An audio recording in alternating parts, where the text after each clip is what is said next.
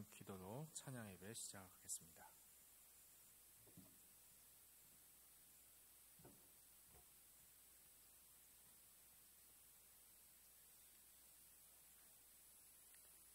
기도드리겠습니다. 사랑이 많으신 하나님 아버지 감사드립니다. 혼란스러운 세상 가운데에서 저희를 지켜주시고 찬양 예배의 자리로 인도하여 주시니 감사드립니다. 하나님의 자녀로 주님의 뜻에 합당하게 살아가지 못하고 세상에 물들어 살아온 저희들의 지난 날을 돌아봅니다. 주님, 용서하여 주시옵소서.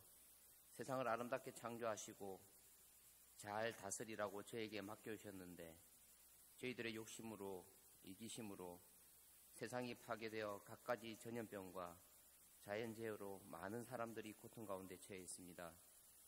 주님, 저희들의 죄를 용서하여 주시고 회복의 영을 허락하셔서 저희들의 마음과 이 세상을 주님의 뜻대로 회복시켜 주시기를 원합니다. 코로나19 감염증으로 인하여 예배가 축소되고 믿음을 지키기 어려운 상황으로 내몰리고 있습니다. 많은 사회적 약자들이 생명의 위협과 경제적 어려움에 처해 있습니다. 이 문제의 근원을 해결해 주실 분은 주님밖에 없음을 믿습니다. 하나님께서 친히 간섭하여 주셔서 하루속히 코로나19가 물러가게 하여 주시고 마음껏 기도하고 찬양할 수 있도록 예배가 온전히 회복될 수 있도록 도와주시옵소서. 육신의 연약함과 마음의 상처로 고통 가운데 있는 저희들의 지체들이 있습니다. 주님께서 위로하여 주시고 온전히 회복시켜 주시길 기도합니다. 저희 나라를 위해서 기도합니다. 복음으로 남북이 통일되어 온전한 하나님의 제사장 나라로서의 역할을 잘 감당할 수 있도록 저희 나라를 축복해 주옵소서. 정치와 경제가 안정되게 하시고 사회적 갈등이 복음으로 온전히 치유될 수 있도록 주님 함께하여 주시옵소서. 저희 교회를 위해서 기도합니다. 사천 지역의 복음 전파에 온전히 쓰임받는 교회가 되게 하시고 이 일을 위하여 기도하며 사역하시는 담임 목사님, 협력하시는 부목사님들에게 함께하여 주셔서 하나님께 크게 쓰임받는 주의 종들 되게 하여 주옵소서. 세계 각지에서 주님의 복음을 전하시는 선교사님들의 가정과 건강을 지켜주시며 그들의 사역 가운데 친히 역사해 주옵소서. 말씀을 전하시는 최호선 목사님의 입술을 주장하셔서 듣는 자마다 하나님의 임재를 깨닫고 아멘 하는 은혜를 허락하여 주옵소서. 예배의 수종을 주님께 의탁하오며 감사드리며 예수님 이름으로 기도드립니다. 아멘.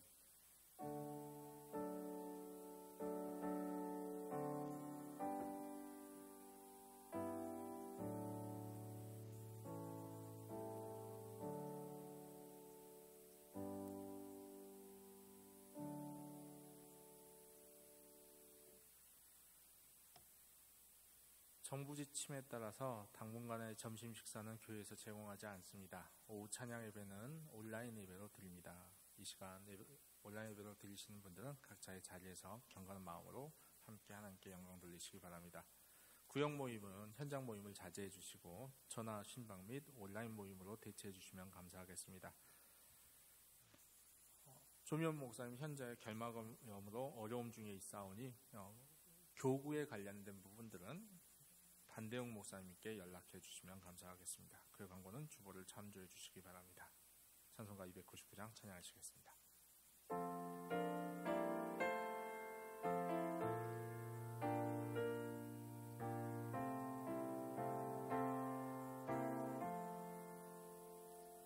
하나님 사랑은 온전한 참사랑 내 맘에 부어주시사 충만케 하소서. 내 주님 참사랑 햇빛과 같으니 그 사랑 내게 비추사 뜨겁게 하소서. 그 사랑 앞에는 풍파도 그치며 어두운 밤 또한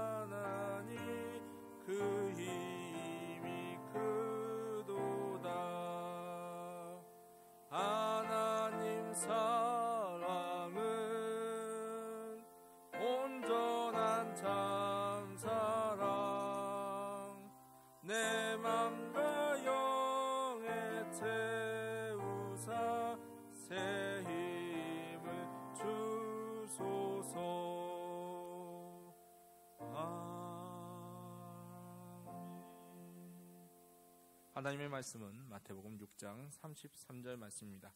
제가 가진 성경으로는 신약 9페이지입니다.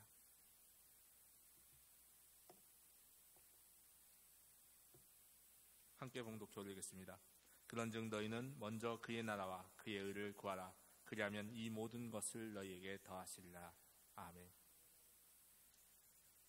멀리 있지만 인사하겠습니다. 하나님의 놀라우신 사랑이 여러분들께 온전하게 있길 바랍니다. 라고 인사하겠습니다.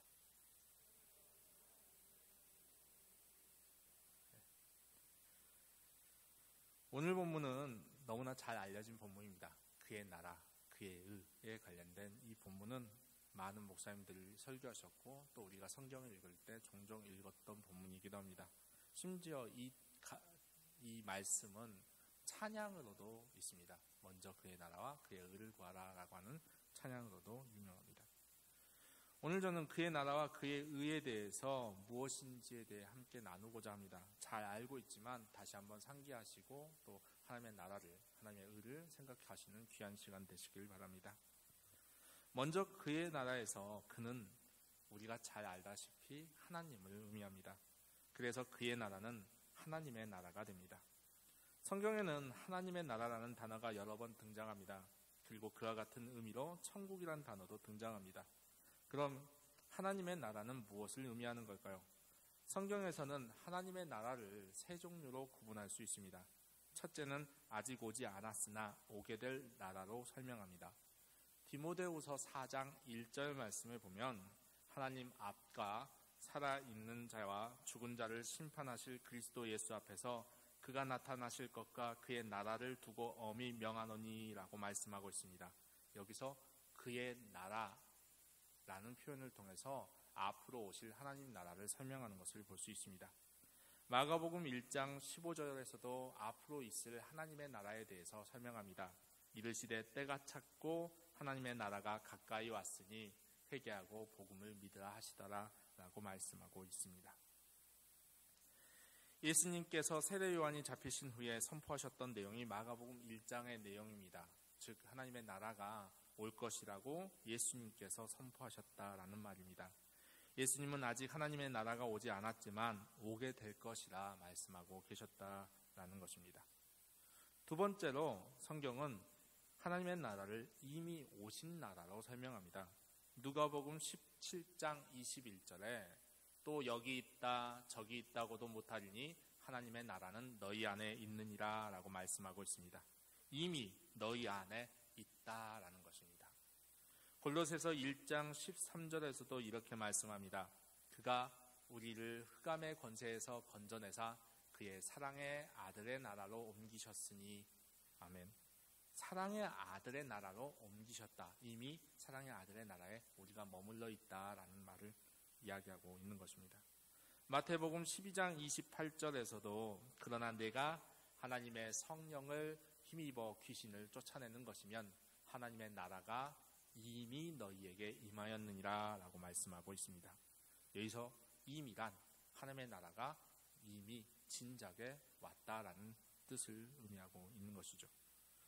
누가복음에서는 하나님의 나라가 이미 우리 안에 있다고 말합니다. 골로새서에서는 우리가 이미 아들의 나라에 있다고 말합니다. 마태복음에서는 예수님이 귀신을 쫓아내는 것을 보고 의문을 제기하는 사람들을 위해서 하나님의 나라가 이미 임했다고 말씀하고 있습니다. 다시 말하면 성경은 하나님의 나라가 이미 임했다고 말씀하고 있다는 것입니다. 세 번째로 하나님의 나라에 설명할 때 장소보다는 능력이나 우리 자신을 말할 때 하나님의 나라라는 단어를 사용합니다. 베드로전서 2장 9절 말씀에 보면 그러나 너희는 택하신 족속이요 왕같은 제사장들이요 거룩한 나라요 그의 소유가 된 백성이니 이는 너희를 어두운 데서 불러내어 그의 기이한 빛에 들어가게 하신 이의 아름다운 덕을 선포하게 하려 하심이라 라고 말씀하고 있습니다. 여기서 성도를 거룩한 나라라 이렇게 칭하고 있는 것을 볼 수 있습니다. 요한계시록 1장 6절에서도 그의 아버지 하나님을 위하여 우리를 나라와 제사장으로 삼으신 그에게 영광과 능력이 세세토록 있기를 원하노라 아멘 이라고 하는 말씀에서 우리를 나라로 칭하는 것을 볼 수 있습니다. 고린도전서 4장 20절에서 하나님의 나라는 말에 있지 아니하고 오직 능력에 있음이라 라고 하는 말씀을 통해서 하나님의 나라가 능력이다 라고 표현하는 것을 우리는 볼 수 있습니다. 그럼 오늘 본문에서 그의 나라를 구하라는 것은 무슨 말일까요? 이미 오신 하나님의 나라를 구할 일이 없을 테니 앞으로 올 하나님의 나라를 구하라는 첫 번째 하나님의 나라에 대한 이야기를 하고 있는 것일까요? 먼저는 하나님의 나라에 대한 올바른 이해가 필요합니다. 그의 나라는 하나님의 통치하심을 의미합니다. 하나님의 능력이 나타나고 그의 백성이 우리가 되는 나라가 그의 나라입니다. 예수님께서 이 땅에 오셔서 완성할 나라이면서 우리 속에 심어놓은 씨앗이라는 것입니다. 한 가지 예를 들어보겠습니다. 제가 사과 씨앗을 땅에다 심었다면 그 씨앗은 언제부터 사과나무라고 불려져야 될까요? 언제부터 그것은 사과나무인가요? 뿌리가 막 나기 시작할 때부터 사과나무일까요? 아니면 이제 작은 새싹이 났을 때 사과나무일까요? 아니면 한참 커야 사과나무라고 이야기해야 될까요? 우리는 연약한 가지가 났어도, 그리고 그게 조금만 싹이 났어도 그걸 사과나무라고 부를 것입니다. 사과나무 묘목이라 부른다든지, 사과나무 새싹이라 부른다든지, 사과나무 씨앗이라 부른다든지, 어찌되었든 우리는 그것을 사과나무라 부를 것입니다. 보통 우리가 생각하는 커다란 가지와 튼실한 열매가 없어도, 그 크기가 작아도 그 나무가 사과잎을 내고 그 사과나무의 유전자를 가지고 있다면 우리는 그 나무를 사과나무라고 부릅니다. 하나님 나라도 마찬가지입니다. 하나님께서 우리 속에 천국을 허락하시고 우리를 다스리시고 마지막에 하나님의 나라를 완성할 때도 그 모든 것은 다 하나님의 나라라고 부를 수밖에 없는 것입니다. 즉 성경에서 말하는 그의 나라는 이미 우리 속에 임하여 역사하고 성장하여 예수님께서 이 땅에 오시는 날 완성되는 하나님의 나라를 일컫는 것입니다.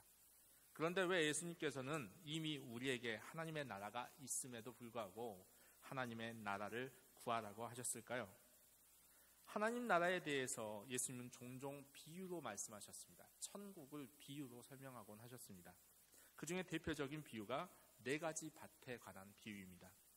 이 비유에 따르면 천국 복음을 받아도 열매를 맺는 밭은 한 가지 밭밖에 없다고 설명하고 있습니다. 좋은 땅에 떨어진 씨앗만이 결실을 맺는다라는 것입니다. 천국이 이미 우리 속에 속해 있어도 우리가 좋은 땅이 아니면 그 열매는 결실을 맺지 못한다라는 것입니다. 그러면 좋은 땅은 무엇일까요? 산상수훈에서 예수님께서 처음에 이렇게 말씀하셨습니다. 마태복음 5장 3절에 심령이 가난한 자는 복이 있나니 천국이 그들의 것이며 라고 말씀하고 있습니다. 즉 심령이 가난한 자에게 천국이 이루어진다라는 것입니다.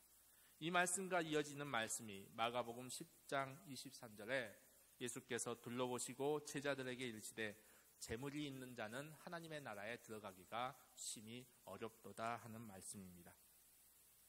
가난한 자는 구하는 사람입니다. 그의 심령이 비어 있어서 무엇인가를 채워야 하는 사람입니다.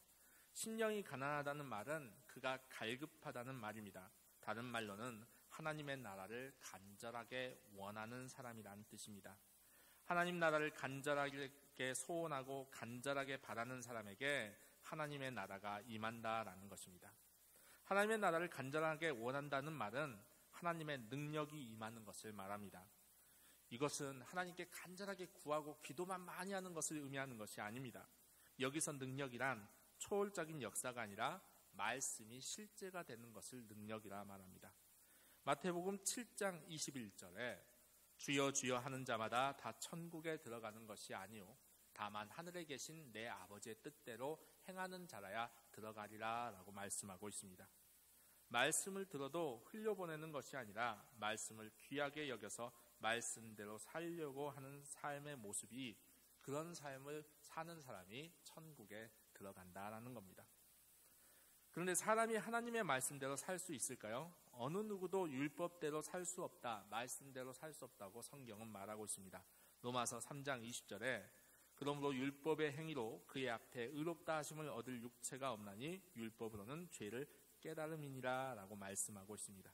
사람은 율법대로 말씀대로 살 수 없는 존재란 뜻입니다. 그러니 우리가 아무리 말씀대로 살려고 해도 살 수 없다는 말입니다.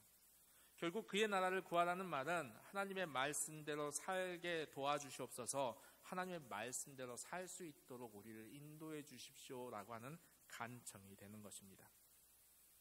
그것이 그의 나라를 구한다는 말입니다. 하나님의 복음이 우리 속에 들어와 그 말씀이 자라서 성장하여 열매를 맺을 수 있을 때까지 하나님께서 키워주시고 돌보시고 살펴주시기를 간절히 바라는, 오직 하나님만을 바라보고 간구하는 삶의 태도를 하나님의 나라라고 말하고 있는 것입니다. 그러면서 우리는 하나님 나라의 백성이 되고 우리를 통해서 하나님 나라가 드러나게 되기 때문에 하나님께서는 하나님 나라를 구하라 이렇게 말씀하고 있는 것입니다. 그의 나라에 대해서 이야기했습니다. 그러면 그의 의는 무엇일까요? 먼저 의에 대해서 이야기하기 전에 의인에 대해서 말씀드리고자 합니다. 성경은 분명히 말씀하고 있습니다. 로마서 3장 10절에 기록된 바 의인은 없나니 하나도 없으며 라고 말씀하고 있습니다. 전도서 7장 20절에서도 이렇게 말씀합니다. 선을 행하고 전혀 죄를 범하지 아니하는 의인은 세상에 없기 때문이로다 라고 말하고 있습니다. 죄를 범하지 아니하는 의인은 없다. 우리 중에 의인은 존재하지 않는다는 말입니다. 그럼에도 불구하고 구약에서부터 성경은 계속해서 의인을 등장시키고 있습니다. 창세기의 노아를 의인이라 칭했습니다. 창세기 6장 9절에 보면 이것이 노아의 족본이라 노아는 의인이요 당대의 완전한 자라 그는 하나님과 동행하였으며. 아멘. 의인이라 칭하는 단어를 우리는 볼 수 있습니다. 이게 구약에서만 그러는 게 아니라 신약에서도 마찬가지로 의인이라 칭하는 사람이 있습니다. 사도행전 10장 22절에 그들이 대답하되 백부장 고넬료는 의인이요 하나님을 경외하는 사람이라 유대의 온 족속이 칭찬하더니 그가 거룩한 천사의 지시를 받아 당신을 그 집으로 청하여 말을 들으려 하느니라 한데, 여기서 고넬료를 의인이라 적어놓고 있습니다. 물론 주변의 사람들이 고넬료를 의인이라고 이야기했지만 성경에서도 그 말씀 그대로 그를 의인이라고 칭하는 것을 볼 수 있습니다. 또한 베드로 후서에서는 아브라함의 조카 롯도 의인이라고 이야기하고 있습니다. 이는 이 의인이 그들 중에 거하여 날마다 저 불법한 행실을 보고 들으므로 그 의로운 심령이 상함이라 라고 말씀하는 것을 볼 수 있습니다. 성경은 사람 중에 의인이 없다고 했는데 성경을 잘 살펴보면 의인이라고 소개되는 사람들이 있다라는 것입니다. 그럼 왜 이들을 의인이라고 성경은 기록하고 있을까요? 의인은 하나도 없는데도 불구하고 말입니다. 하나님께서 그들을 의인이라고 칭할 수 있다면, 또 하나님께서 악인이라 할지라도 의인으로 만들 수 있는 능력이 있다면, 의인되게 하실 수 있다면 성경의 내용은 잘못된 것이 아닙니다. 그럼 하나님께서 의인되게 하신 내용이 있을까요? 창세기 15장 6절에 이렇게 말씀하고 있습니다. 아브라함이 여호와를 믿으니 여호와께서 이를 그의 의로 여기시고. 아멘. 아브라함이 하나님을 믿는 것을 보시고 하나님께서 그를 의로 여기셨다, 의인으로 여기셨다고 기록합니다. 성경은 하나님께서 사람을 의롭게 만드실 수 있는 분이다 라고 말하고 있는 겁니다. 의인이라 칭할 수 있는 분이다, 그런 능력이 있으시다 라고 말합니다. 이유는 무엇일까요? 시편 116편 5절에 하나님은 여호와는 은혜로우시며 의로우시며 우리 하나님은 긍휼이 많으시도다 라고 표현하고 있습니다. 하나님의 성격이, 하나님의 성품이, 하나님의 모습이 의로우시기 때문에 우리로 하여금 의롭다라고 말할 수 있고 칭할 수 있다라는 것입니다. 하나님은 의로우신 분이십니다. 긍휼이 많아서 죄 많은 우리를 사랑하고 이해해 주신다라는 겁니다. 그런 우리의 약함을 아시는 하나님께서 아브라함을 의인이라고 칭하셨고 노아를 의인이라 말씀하셨다라는 겁니다. 노아가 의인이 되었다라고 칭하는 또 다른 이유는 하나님과 동행했기 때문이라고 성경은 말하고 있습니다. 그가 하나님과 동행했기 때문에 하나님이 그를 의인이라 이야기했다라는 것입니다. 즉 하나님과 동행하는 사람, 하나님과 함께하는 사람을 성경은 의인이라 말하고 있습니다. 그렇다면 우리는 여기서 한 가지 알 수 있는 것이 있습니다. 그것은 하나님이 우리가 의인 되기를 원하신다라는 겁니다. 굳이 노아와 동행하신 이유, 아브라함에게 의라고 여기신 이유는 하나님께서 우리가 의인 되기를 원하셨기 때문입니다. 죄인이었던 우리를 예수 그리스도 인해서 해방받게 하고 구원받게 했던 이유도 우리로 하여금 의인 되게 하기 위해서였습니다.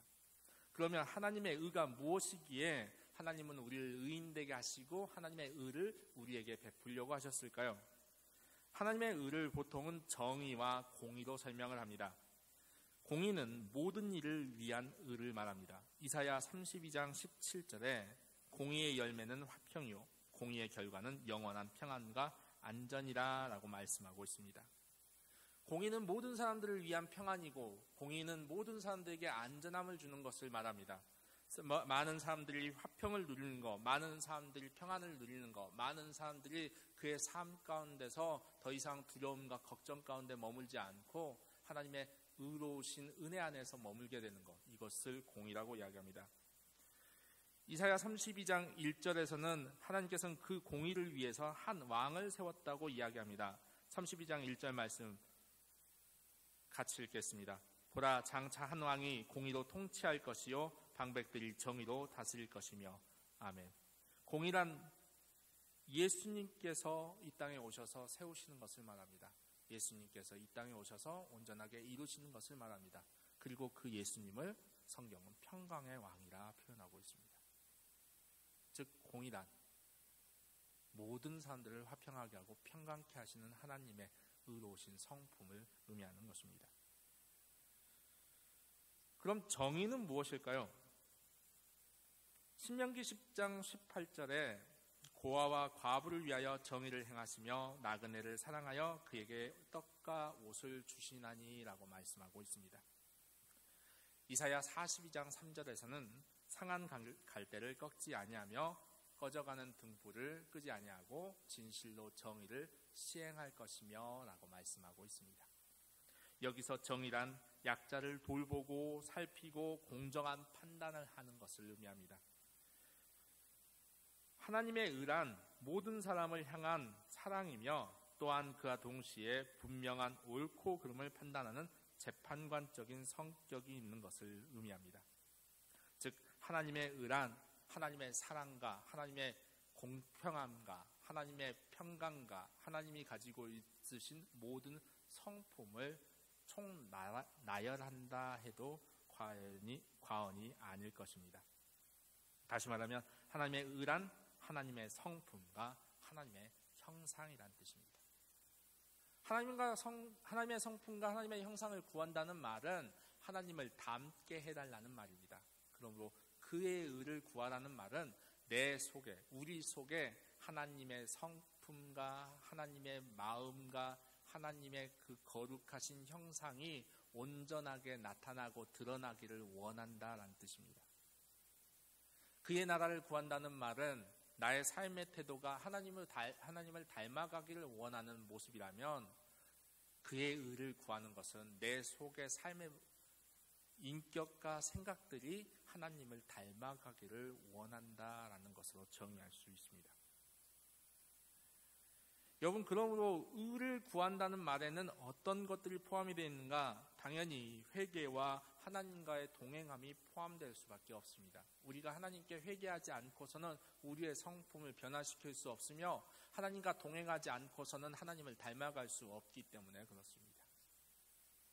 의를 구하라는 말은 그래서 우리의 죄를 하나님께 자복하고 회개하며 칭의의 은혜를 받으라는 말뿐 아니라 하나님의 성품을 담도록 주님과 동행하는 삶을 살게 해달라는 의미까지도 포함되어져 있다라는 것입니다. 먼저 그의 나라와 그의 의를 구하라는 말은 그래서 단순히 하나님의 말씀을 주십시오, 하나님의 뜻을 알게 해주십시오라는 그런 1차원적인 수준이 아니라 우리의 삶이 하나님을 온전하게 쫓아갈 수 있도록 인도해달라는 간절함이 담겨져 있는 단어입니다. 그런데 왜 이 기도의 제목을 말씀하시면서 예수님은 34절에 염려하지 말라고 이야기하셨을까요? 그것은 우리가 오직 하나님만 바라보지 않으면, 오직 하나님만 의지하지 않으면 하나님의 나라를 우리의 삶 가운데 구현하는 것도, 그리고 하나님의 의가 우리의 삶 가운데 드러나는 것도 불가능하기 때문입니다. 오직 하나님만 바라볼 때, 다른 염려가 우리 속에서 사라지고 오직 하나님만 의지할 때, 그때 비로소 하나님을 닮을 수 있고 하나님의 뜻대로 살 수 있고 하나님의 말씀대로 살 수 있기 때문에 그렇습니다.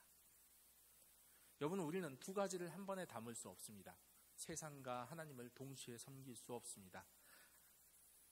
걱정과 기쁨을 같이 둘 수 없습니다. 오직 하나님을 우리 속에 두든지 염려를 우리 속에 두든지 둘 중 하나를 택해야만 합니다. 앞에서 하나님의 나라는 사과나무와 같다고 이야기했습니다. 그 씨앗이 우리 속에서 심겨져서 자라서 열매를 맺기까지 사과나무는 계속해서 성장하고 자라야 됩니다. 하나님의 나라도 마찬가지입니다. 계속해서 성장하고 자라야 됩니다. 우리의 삶이 그렇게 성장하고 자라야만 합니다. 그런데 그렇기 위해서는 하나님의 도우심이 없이, 하나님께 간구하지 않으면 그 일들을 이룰 수 없다는 것입니다. 그러므로 그의 나라와 그의 의를 구하시는 여러분 되시길 바랍니다. 여러분의 인생의 모든 순간순간마다 하나님께서 가르쳐 주신 삶의 태도들로 가득하고 하나님이 허락하시는 하나님의 형상과 성품으로 가득하시길 간절히 축원합니다. 만나는 모든 사람들에게 그리스도의 향기가 드러나는 여러분들, 그리고 만나는 모든 사람들에게 그리스도의 기쁨이 전파되어지는 여러분들 모두가 되기를 축원합니다. 기도하겠습니다. 사랑해 주님 감사합니다. 오늘 우리의 마음 가운데 말씀을 주심을 감사드립니다. 우리에게 허락하신 하나님의 나라가 무엇인가, 하나님의 의가 무엇인가를 다시 한번 생각하게 하심을 감사드립니다. 주님, 말씀대로 행하는 자라야 천국에 들어가리라 하신 말씀을 우리가 붙잡고 우리의 삶의 태도가 말씀 따라서 온전하게 실천될 수 있도록 인도하시고 도와주시옵소서. 또한 우리의 마음이 하나님의 말씀대로 거룩하여지고 온전할 수 있도록 인도하여 주시옵소서. 그래야 하나님의 큰 뜻과 큰 은혜를 우리의 마음 가운데 품으며 하나님께 영광 돌리는 우리가 되게 하여 주시옵소서. 감사드리며 우리 주 예수 그리스도의 이름으로 기도드리옵나이다. 아멘. 찬송가 491장 1절 찬양하시겠습니다.